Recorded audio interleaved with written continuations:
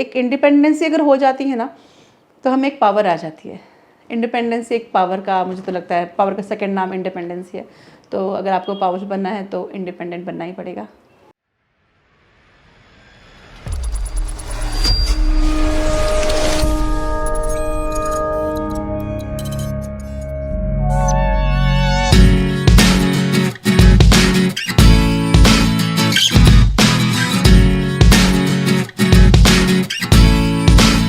Hi everyone, this is Archana Mishra from RSA makeovers. RSA makeovers की owner. तो मैं बताऊंगी कि ब्राइडल मेकअप सबसे फर्स्ट मैंने मेरा किया, क्योंकि जो मेरी मेकअप आर्टिस्ट थी, समय पे उन्होंने कहा कि मैं नहीं आ पाऊंगी। उससे पहले बताया तो कोई दिक्कत नहीं, पर अगर कोई समय से बताता है कि हम नहीं आ पाएंगे तो थोड़ा डिसअपॉइंटमेंट तो होता है।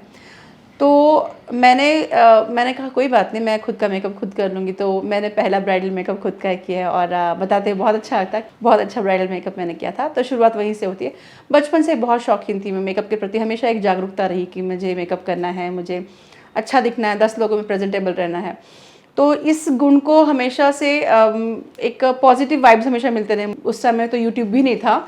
मैंने बहुत सारे बुक्स पढ़ के, यहाँ वहाँ से लोगों से सीख के कि बहुत नोट्स है। मैं आपको कभी फुर्सत में शायद विवेक जी दिखाऊं, मेरे पास इतना गट्ठे नोट्स आज भी पढ़े हैं मैंने पहले की लाइफ की। मुझे उसे कभी भी डिस्कार्ड नहीं करना है, वो मेरी मेमोरीज है। तो प्रैक्टिकल करते ही, कभी लोकल प्रोडक्ट से, कभी यहाँ वहाँ से। उस समय प्रोडक्ट मिलते भी नहीं थे बहुत ईजिली, अब तो बहुत ईजिली अवेलेबल हो गए प्रोडक्ट्स। तो स्ट्रगल ऐसा रहा कि बस हमेशा रोज़ एक नया प्रैक्टिस करती थी, बट डिसअपॉइंटमेंट होता था। बहुत बार मुझसे बहुत सारे ब्राइडल मेकअप गड़बड़ भी हुए, मैं एक्सेप्ट करती हूँ, क्योंकि ट्रेनिंग नहीं ली थी। कि तो मेकअप को एक एक्सपर्ट के अंडर आपको ट्रेनिंग लेनी पड़ती है, और ट्रेनिंग के बिना मेकअप मुझे नहीं लगता कि कोई एक्सपर्ट बन सकता है। मेकअप का ट्रेनिंग लिया और उसके बाद थोड़ी सी लाइफ अलग हुई, मुझे मेकअप का डीप नॉलेज समझ में आने लगा। और उसके बाद जब मैं सीखते सीखते मैंने बहुत सारे नेशनल इंटरनेशनल क्लासेस किए हैं। मतलब मैं आज भी ट्रेनिंग जाती हूँ, मुझे अच्छा लगता सीखते ना, क्योंकि जैसे कंप्यूटर्स के प्रोग्रामिंग में हर रोज़ एक नया डेवलपमेंट होता है, वैसे मेकअप की भी प्रोग्रामिंग में हर रोज़ एक नया डेवलपमेंट होता है। तो आई थिंक कि आपको हमेशा इस फील्ड में सीखते रहना चाहिए। स्ट्रगल की जहाँ तक सवाल है, स्ट्रगल के बिना तो लाइफ भी नहीं, आप खुद जानते हैं, आप भी स्ट्रगल कर रहे हैं, हम सब स्ट्रगल कर रहे हैं। और मज़ा तभी आता है जब स्ट्रगल के बाद आपको वो सक्सेस मिलता है। 2 बच्चों के बाद थोड़ा सा लाइफ टफ था, बहुत टफ था। फैमिली, बच्चा संभालते संभालते कब मैं आगे बढ़ते कि मुझे पता भी नहीं चला। और एक ऐसा मोड़ आया जब बच्चे थोड़े बड़े हो गए, जिम्मेदारियाँ थोड़ी कम होने लगी, तो बहुत बड़ी जिम्मेदारी आ गई कोरोना की। जैसे कि आप जानते हैं, कोरोना ने सबकी हाथ पैर बांध के रख दिए, पर मेरे नॉलेज को कभी नहीं बांधा। खुद को मैंने ग्रूम अप किया, तो खुद को मैंने स्टडी बहुत सारा मैंने किया, उस बीच में ट्रेनिंग ली, बहुत सारे ऑनलाइन कोर्सेज किया। उसके थ्रू आज मैं बहुत ज़्यादा खुद को डेवलप मानती हूँ, क्योंकि जब मैं सीख रही थी स्टार्टिंग में, तब से लेके जब मैंने सैलून डाला, जब मैंने इनिशियल स्टेज में मेकअप किया, तो मुझे समय नहीं मिल पाया था कुछ भी सीखने का। पर जो कोरोना ने मुझे सिखाया, शायद ही कोई सिखा पाया मुझे कोरोना ने इंसानियत सिखाई, मुझे कोरोना ने समय से लड़ना सिखाया, कोरोना ने मुझे अच्छे बुरे की पहचान दिलाई। इनफैक्ट मैं थैंक्स बोलूँगी उस पीरियड के लिए, क्योंकि मैंने वहाँ पे बहुत कुछ सीखा, और सीखते सीखते आज मैं लोगों को सिखा रही हूँ। करियर के 20 साल में मैंने बहुत, मतलब हज़ारों लड़कियों को एजुकेटेड किया। ये मुझ में गट्स नहीं है, वैसे नहीं बोल पाऊँगी, हाँ। पर वो बच्चे मेरे पास आए, मैंने पूरी कोशिश की कि उनको जितना मेरे पास था वो ट्रेनिंग देने की, उनको उनके पैर पे खड़ा करने की कोशिश की। क्योंकि जब मेरे पास कोई बच्चा आता है तो मुझे उनमें मैं दिखती हूँ कि एक समय ऐसा था, मैं भी कहीं गई थी एजुकेशन के लिए, ट्रेनिंग के लिए, स्किल के लिए, तो मैं समझ सकती हूँ उन चीज़ों को। तो मैं उस जगह हमेशा खुद को रख के देखती हूँ कि आज अगर मैं यहाँ होती तो मुझ पर क्या बीतती और मैं कैसे। तो मैंने बहुत कोशिश की, कम से कम पैसों में जो ज़रूरतमंद बच्चे हैं उनको मैंने हेल्प करी है। कि अगर आपके पास कोई बच्चा आता है जो हेल्पलेस है, तो प्लीज़ उसकी हेल्प कीजिए, क्योंकि कहीं ना कहीं डायरेक्टली इनडायरेक्टली उसके मन से जो आपके लिए अच्छे वाइब्स निकलते हैं ना, पर उनके जो अर्निंग हो रही है वहाँ पे कहीं ना कहीं आपका थोड़ा सा परसेंटेज आपका भी है। तो आपको ज़रूर उसके अच्छे कर्म के जो है ना आपको मिलता है, उसका गिव अवे आपको होता है। सो हमेशा से मैंने कोशिश किया कि बच्चों को उनके पैर पे खड़ा रखूं। तो तकरीबन मेरी नज़र में ऐसे 17-18 लड़कियां हैं जो बहुत अच्छे से डेवलप कर चुकी इस फील्ड में, अच्छा खासा कमा रही हैं। उनके मुझे फ़ोन कॉल्स आते हैं, रिस्पेक्ट मिलता है, बहुत प्यार दुलार मिलता है, और मैं उनको आशीर्वाद देती हूँ कि क्योंकि मुझे पता है कि मेरे गुरु जो है, ट्रेनर जो है, वो मुझे इतना प्यार करते हैं, मुझे भी ये उनको गिव बैक करना चाहिए। मेरी स्टूडेंट है वैशाली, मेरे पास वो ट्रेंड हुई है, और यकीन मानिए बच्चे ने इतना हार्ड वर्क किया। अगेन हार्ड वर्क बहुत मैटर करता है। पिछले कुछ दिनों से वो सेल्फ मेकअप करती है, मेकअप के रील डालती है, मतलब उससे कनेक्टेड है थ्रू। मतलब आप यकीन करेंगे जो मेरा हार्ड वर्क है वो मैं उसमें खुद में देख रही हूँ। तो अभी उससे बाहर से ऑर्डर्स आ रहे हैं, रियली बहुत प्राउड फील हो रहा है मुझे। उसका कोई बैकग्राउंड नहीं था मेकअप का, और ये सिर्फ लक से ज़्यादा हार्ड वर्क और उसके बाद लक। तो ज़रूर इसकी हेल्प होती है इंस्टाग्राम से। आप बस उसको पॉजिटिवली लीजिए। बहुत अमेजिंग फील्ड है ये, बहुत अमेजिंग फील्ड है। अपने काम पे आगे फोकस रखिए, देखिए काम अपने आप तक फोकस करेगा। अगर एक बार कोई इस फील्ड में आ जाता है तो ट्रस्ट मी बहुत स्कोप है। एक तो मेहनत और दूसरी किस्मत। देखिए डॉक्टर्स के पास भी पैसा ख़त्म करते हैं क्योंकि वो हमें ट्रीट करते, हील करते हैं। वैसे सेम हील हम अपने टेक्निक्स और अपने जो हमारे कला कौशल के साथ आपको हील करते हैं। सो ब्लेस्ड हूँ कि मैं इस फील्ड में हूँ। और मैं लड़कियों को, जो अपकमिंग गर्ल्स हैं, जो स्ट्रगलिंग है, उनको बताना चाहूँगी बस हिम्मत नहीं हारना। कभी न कभी आपको ज़रूर मौका मिलेगा। हर किसी को मौका मिलता है, बस उसे उठाने की देर है। मेरा टर्निंग पॉइंट लाइफ का रहा कि जब मैंने मेरा सैलून घर से बाहर शिफ्ट किया। सो मेरे लिए बहुत मुश्किल था वो, क्योंकि मैं बहुत ज़्यादा घरेलू औरत और घरेलू ब्यूटिशियन थी। अगर मैं रुक जाती ना तो शायद यहाँ तक नहीं आ पाती। मैंने जैसे कहा कि मैं बहुत चलती रहती हूँ, तो मन से भी और पैर से भी बहुत चलती हूँ। सामने वाले को पूरी कोशिश रहती प्रूफ करने की जो मैं कर रही हूँ वो बेस्ट कर रही हूँ। तो आप में उतना कॉन्फिडेंस आना चाहिए कि आपने सामने वाले को समझाना चाहिए कि मैं जो कर रही हूँ बेस्ट कर रही हूँ। सेल्फ सेटिस्फेक्शन नाम की एक चीज़ होती है। तो वो जब संतुष्टि मिलती है ना, यार ये मैंने लिया है, ये मेरी चीज़ है, ये मैंने दिया है। और जहाँ तक लड़की का सवाल होता है कि हमेशा से लड़कियों को कहा गया तू नहीं कर सकेगी, तुझसे ना हो पाएगा, तू ना कर पाएगी। तो अब वो समय रहा भी नहीं, ये बहुत पहले की बात थी। तो एक इंडिपेंडेंसी अगर हो जाती है ना तो हमें एक पावर आ जाती है। इंडिपेंडेंसी एक पावर का, मुझे तो लगता है पावर का सेकंड नाम इंडिपेंडेंसी है। तो अगर आपको पावर बनना है तो इंडिपेंडेंट बनना ही पड़ेगा। कॉन्फिडेंस आपका एक पावर जो बताया उसका सेकंड भाई बहन हो सकता है, क्योंकि जहाँ पे आपको सक्सेस चाहिए, जहाँ पे आपको इंडिपेंडेंस चाहिए, तो कॉन्फिडेंस तो चाहिए ना। बहुतों को ये ओवर एक्टिंग लगती है, बहुतों की ओवर कॉन्फिडेंस लगता है, पर मैं है यार, मैं क्या कर सकती हूँ, मैं ऐसी ही हूँ। आई थिंक मेरा ब्रिंगिंग अप जो होता है ना, वही इस टाइप से हुआ है कि बताना चाहूँगी कि बचपन से स्टेज डेयरिंग बहुत रही मुझे। तो पेरेंट्स मेरे हमेशा से सपोर्टिव रहे कि आप बढ़ो आगे। स्पेशली मेरी माँ ने मुझे बहुत ज़्यादा सपोर्ट, सीरियसली स्टेज डेयरिंग के लिए मेरी माँ, मेरी मासी, जो दो औरतें मेरी लाइफ में हैं, जहाँ बचपन मैंने गुजारा, तो डेयरिंग के लिए वो लोग बहुत रिस्पॉन्सिबल है कि आप जो कॉन्फिडेंटली बात कर पाते हो तो उसके लिए उसका पेरेंटिंग, उसका ब्रिंगिंग अप बहुत अच्छा होना चाहिए। तो करेज एक ऐसा की है ना कि आपको संभाल के रखता है। It is balancing point. Courage तो हर समय चाहिए, अच्छे में भी बुरे में भी। और हिम्मत यानी कि करेज इसलिए चाहिए क्योंकि हर क्षण आपको लड़ने की क्षमता, हर क्षण आपको न डरने की क्षमता करेज देता है। और जैसे कि पता है सबको, जो डर गया वो मर गया। एक औरत पे बहुत सारे लोग डिपेंड होते हैं। अब मैं खुद का एग्जांपल देना चाहूँगी। अगर मैं ऐसे डायरेक्ट गोल ना होते तो शायद मेरे बच्चे जो आर्या और श्रिया है वो आज जैसे वैसा ना होते। एक बेसिक लाइफ जी रहे होते और एक बहुत बेसिक से थिंकिंग उनकी होती कि हाँ ग्रेजुएशन कर लेना, शादी कर लेनी है एंड ऑल। बट मेरे बच्चों में भी वो चीज़ आई है जो मुझ में है कि मुझे कुछ कर दिखाना है। और मेरे बच्चे भी उसी गोल के लेके चलते हैं क्योंकि एक माँ, जब एक माँ होती है ना तो उसको आइडल मानने वाले उसके बच्चे होते हैं। और उसके बच्चे जहाँ जाएंगे उस फैमिली को भी वो उस चीज़ को सिखाएंगे। तो कनेक्टिविटी बढ़ती है। ब्रांच है, जैसे एक पौधा, एक झाड़ के शाखाएं होती है, वैसे एक औरत, एक अगर जड़ होती है तो उसकी बहुत सारी शाखाएं निकलती हैं। तो मुझसे बहुत सारी चीज़ें निकलने वाली है। मेरे बच्चे, उनकी पेरेंटिंग जो मैंने की है, उसके बाद जो मेरी स्टूडेंट्स है, मैं भी एक औरत हूँ और मेरे पास आने वाले जो बच्चे हैं लाइक स्टूडेंट, वो मेरे बच्चे ही हैं। तो मुझ में इतनी इंपॉर्टेंट है, मैं खुद को इतनी इसलिए इंपॉर्टेंट देती हूँ क्योंकि मैं जो सिखाऊंगी वो बच्चे सीखेंगे और उनके सिखाने वाली चीज़ें उनके बच्चे सीखेंगे। इसलिए औरतों को गोल लाइफ में ज़रूरी है, एम्बिशियस होना ज़रूरी है, क्योंकि आप पे आपका पूरा फैमिली डिपेंड है। और ऐसा नहीं कि पैसा कमाना एंड एवरीथिंग, पैसा तो वैसे भी कोई भी कमा लेगा, बट एक एम्बिशियस पैसा कमाना बहुत ज़रूरी है। समाज में अपने को एक जगह रख के, एक नाम कमा के, इज़्ज़त कमा के अपने आप को रखना बहुत बड़ी बात होती है। और जब बच्चे प्राउड फील करते हैं यार मम्मा, मेरी मम्मा ऐसी है, तो बहुत अच्छा लगता है। सेंसिटिव बात है पर शायद मैं शेयर करना चाहूँ। क्या है ना कि आज के डेट में हर कोई पढ़ाई और पैसे के बीच में पैसे को चूज़ करता है। ठीक है, मैंने बहुत सारे बच्चे ऐसे देखे जो स्किल को छोड़ के अगर मैं उनको बताऊं कि बेटा आप ये सीख लो और आपको फ्यूचर में काम आएगा, तो नहीं मैं फ़िलहाल कमा रही हूँ, मेरे लिए काफ़ी है। तो स्किल में करियर अगर आप बनाते हो तो वो आपको लाइफ लॉन्ग काम आता है ना। अब बस पढ़ाई के थोड़े दिन का सवाल होता है। बहुत सारे लोग क्या करते हैं ना कि मैंने ग्रेजुएशन कर लिया, मैंने शादी कर ली और मेरी लाइफ सेट हो गई, ऐसा होता है। पर एक कभी कभी ऐसा दौर आता है ज़िंदगी में, खुदा ना खास्ता कुछ ज़िंदगी में बुरा हो सकता है, और अगर आप इस समय में अपने स्किल को डेवलप नहीं कर पाए हो, आपने बस स्टडी उतना कर रखा है कि जितना आपका ब्रेड एंड बटर पर चल सके, तो शायद आपको फ्यूचर में कहीं भी कोई नौकरी नहीं मिलती है और ना ही कोई आप किसी काम में अपना पैर जमा सकते हो।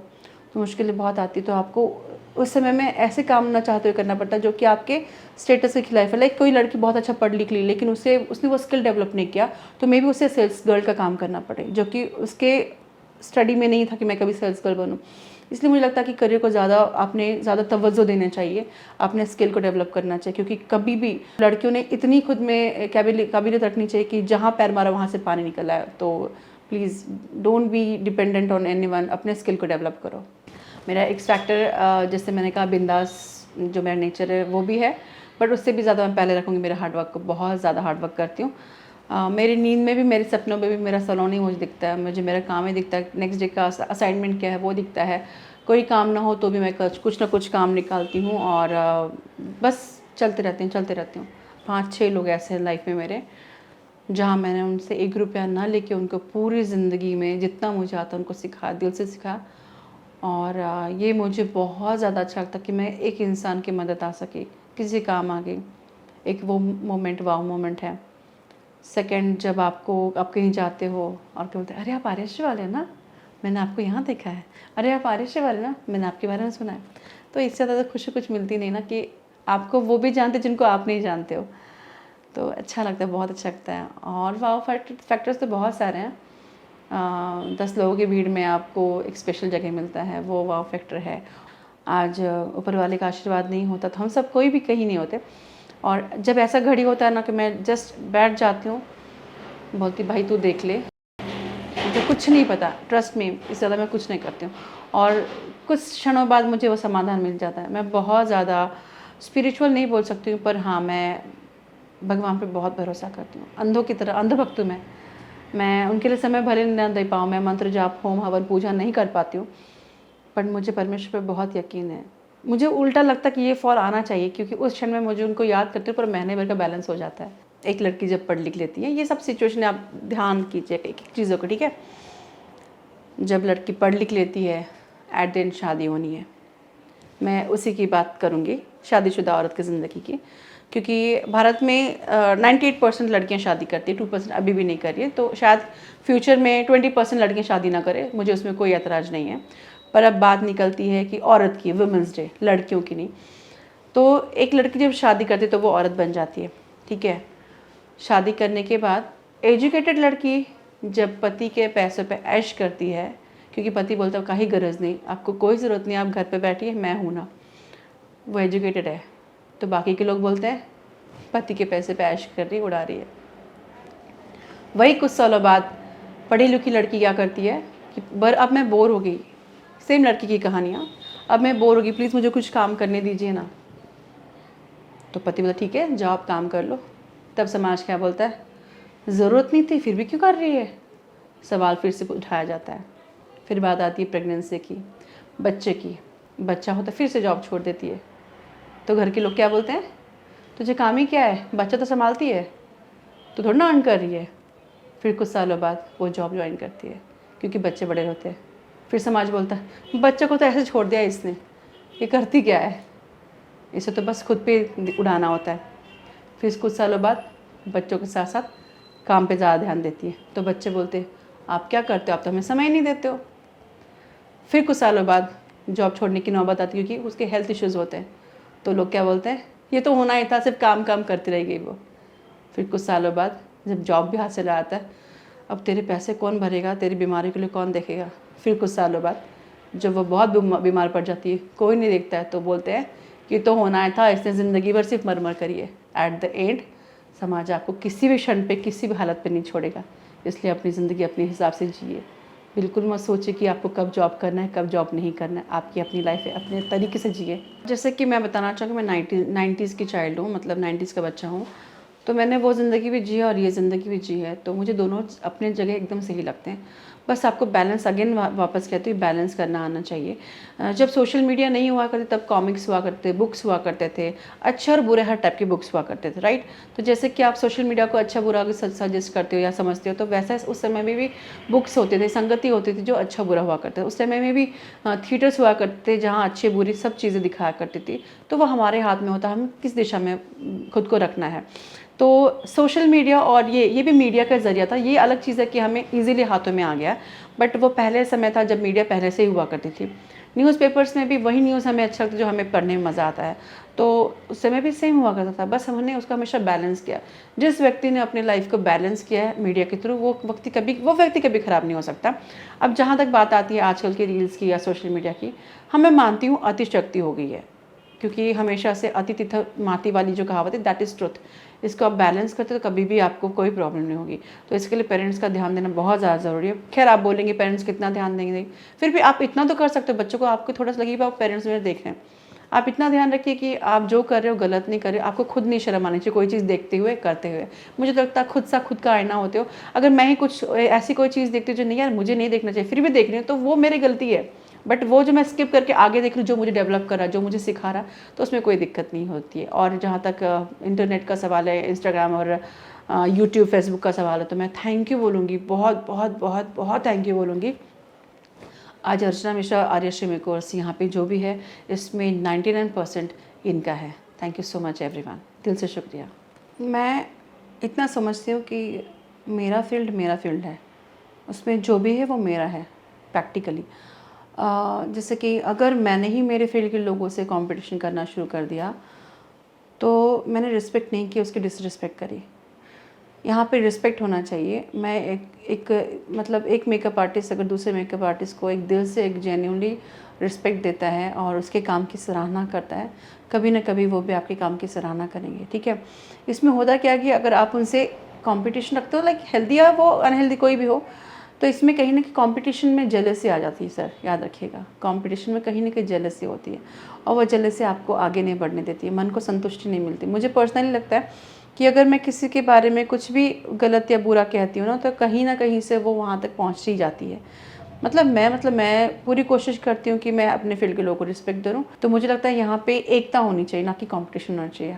जैसे समय बढ़ रहा है, मेरे अंदर की माँ बहुत ज़्यादा जागरूक हो रही है। 2 बेटियों की माँ होना मजाक नहीं, बहुत मुश्किल होता है कि आप किसी को वहाँ पे मेकअप करते हो, तो ट्रस्ट मी जो वो फील करती है उससे ज़्यादा मैं क्या फ़ील करती हूँ कि उसकी माँ जब आती है ना बार बार बोलने के लिए, ऐसे देखती है उसको कि मेरी बेटी कैसे सुंदर है, पापा आते हैं, तो मैं बहुत बार खुद को संभाल नहीं पाती हूँ। सबसे पहले तो उस ब्राइड में मैं खुद को देखती हूँ, क्योंकि जैसे मैंने आपको पहले ही बताया कि मेरा ब्राइडल मेकअप नहीं हो पाया था मेकअप आर्टिस्ट के थ्रू। तो मैं वहाँ पे जो भी लड़की होती है उसको खुद में उसको उसमें मैं खुद को ढूंढती हूँ, और वो पूरी से पूरी कोशिश करती हूँ, मैं जान डाल देती हूँ कि वो आज के दिन सबसे बेस्ट लगे। पूरे जो उसका जो वेन्यू है वहाँ पे सबकी नज़र सिर्फ उसी पे पड़ी, इतनी सुंदर बनाने की पूरी कोशिश रहती है। तो मेरा एक और सपना है कि मेरे आसपास जितने भी लोग, इनफैक्ट मेरी जहाँ जहाँ नज़र पड़ी, जैसे सुंदर लोग दिखना चाहती हूँ, तो मेरे आसपास के जितने भी लोग हैं, इनफैक्ट जहाँ भी गरीबी है वो हट जाए, गरीब कोई ना रहे, क्योंकि बहुत तकलीफ़ होती है गरीबी में। मैंने इन चीज़ों को बहुत ऐसे कनेक्ट कर लेती हूँ, मुझे तकलीफ़ होती खुद को। मेरा बहुत एक गंदा स्वभाव है, सामने वाले की जगह पे जाके खुद को फील करती हूँ, तो वो मुझे कहीं ना कहीं बेचैन कर देती। तो अपने आसपास जितने भी गरीब उनको हेल्प कीजिए, क्योंकि क्या पता उनकी ऐसी कौन सी मजबूरी जो आपसे मांगने आ गया, और पता नहीं किस रूप में आके नारायण मिल जाएगा। तो नारायण मिल सकते हैं ना, तो लालची बनी नारायण मिल जाए तो, है ना, उनको सेवा कीजिए उनकी, और उनको प्लीज़ दान दीजिए। अपने स्किन का हमेशा ध्यान रखिए, बहुत सारा पानी पीजिए। मैं बहुत पानी पीती हूँ। हेल्दी खुद को रखिए, मेंटली एटलीस्ट, कि मैं फिजिकली हेल्दी नहीं रह पाती हूँ, ऐसा नहीं, I am so healthy, very healthy, but ऐसा खुद को फिटनेस हो ना, स्लिम ट्रिम मलाइका और खान नहीं बन पाऊंगी मैं, क्योंकि मैं उतना एफर्ट उसके लिए नहीं दे पाती हूँ। लेकिन स्किन को बहुत ज़्यादा केयर करती हूँ। मेरा जो डेली रूटीन है काफ़ी अच्छा है, तो मुझे वैसे मेकअप की ज़्यादा ज़रूरत नहीं पड़ती, क्योंकि मैं ऐसा अंदर से खुद को मेकअप कर लेती हूँ। बहुत सारा पानी, हेल्दी खाना खाती हूँ, खुश रहती हूँ, खुश रखती हूँ, तो मैं बिंदास कॉन्फिडेंट के साथ कैमरे में आ सकती हूँ। तो वैसा अगर आपको हमेशा बीइंग योर सेल्फ रखना है, तो खुद को नेचुरल जैसे वैसे प्रेजेंट करो। इस कविता का नाम है मुझे मेरे जैसा रहने दो। मैं पीतल नहीं, मैं चांदी नहीं, मैं पीतल नहीं, मैं चांदी नहीं, ना ही हूँ कोई सोना। मैं पीतल नहीं, मैं चांदी नहीं, ना ही हूँ मैं कोई सोना। मुझे ठोक ठोक के मत छेड़ो, मुझे ठोक ठोक के मत छेड़ो, मुझे मेरे आकार में रहने दो, मुझे मेरे जैसा रहने दो। मैं नदी नहीं, मैं नदी नहीं, पतवार नहीं, ना ही हूँ कोई झरना। मैं नदी नहीं, पतवार नहीं, ना ही हूँ कोई झरना। मुझे खोद खोद के मत तोड़ो, मुझे खोद खोद के मत तोड़ो, मुझे मेरे प्रवाह से बहने दो, मुझे मेरे जैसा रहने दो। मैं फूल नहीं, ना हूँ खुशबू, मैं फूल नहीं, ना हूँ खुशबू, ना हूँ चंदन का टुकड़ा। मुझे मेरी खुशबू बिखेरने दो, मुझे मेरे जैसा रहने दो। अब पूछोगे कौन हो तुम, अब पूछोगे कौन हो तुम। मैं हाड़ मांस का ढांचा हूँ, नश्वर शरीर का सांचा हूँ। मैं हाड़ मांस का ढांचा हूँ, नश्वर शरीर का सांचा हूँ। मुझे मेरा जीवन जीने दो। मैं हूँ एक क्षण या ना हूँ, मैं हूँ एक क्षण या ना हूँ, मैं हूँ वो एक क्षण जो आज हूँ कल ना हूँ। मुझे मेरे जीवन को मेरे ढंग से जीने दो, मुझे मेरे जैसा रहने दो। पहले तो thank you so much Vivek sir, आपने एक्स फैक्टर स्पॉटलाइट के लिए मुझे चूज़ किया क्योंकि मुझे मेरी आवाज़ को और आगे तक बढ़ाने का एक और मौका दिया।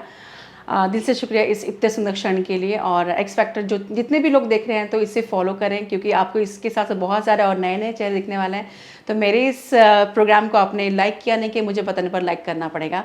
और thank you so much for the wonderful session. God bless, keep supporting, keep loving.